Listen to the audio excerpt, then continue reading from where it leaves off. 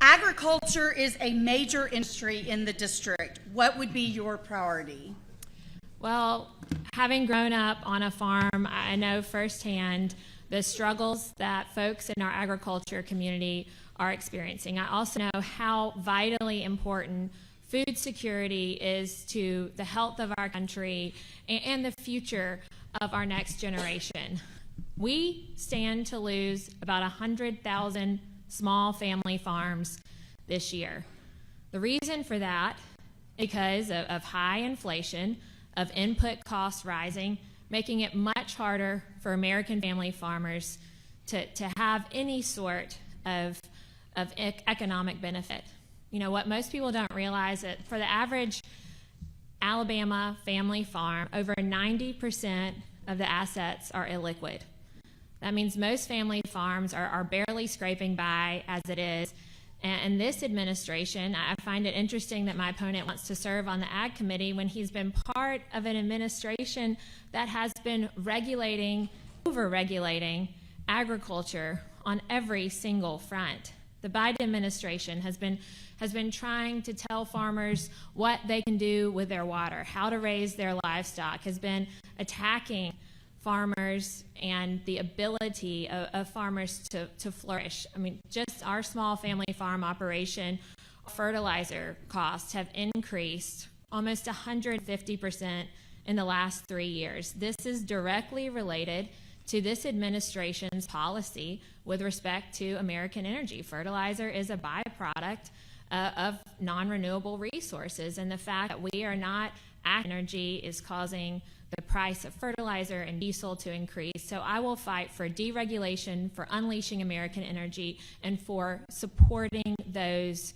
who support us with food security. Shamari. Look, I think the theme continues a bit. Let's identify the problems with no actual solutions. But again, we need people in Washington that can do more than just problem spot. We have to be able to identify solutions. It starts with an understanding of our farming community. My father actually owned a small cattle ranch down in Theodore that we let go after he passed away.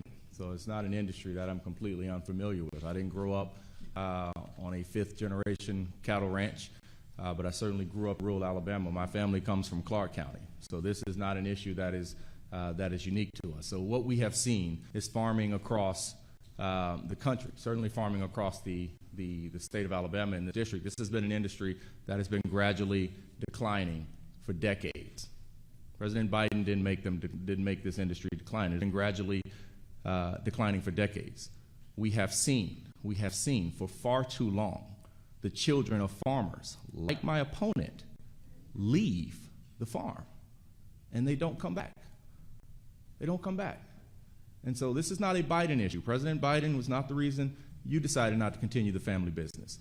What we have to do is make sure that our farmers, have access to capital.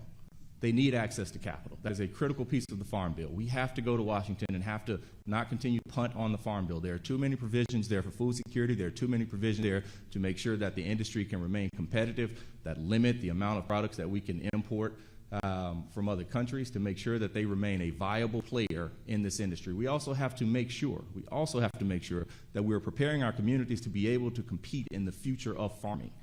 Too many rural communities still don't have access to the internet, and if you're going to be able to compete in the future of farming, you must be able to incorporate the appropriate levels of technology to facilitate you being able to be in that business. And so we have to make an investment there to make sure that our farmers and that industry is protected and can compete beyond just now, but going into the future.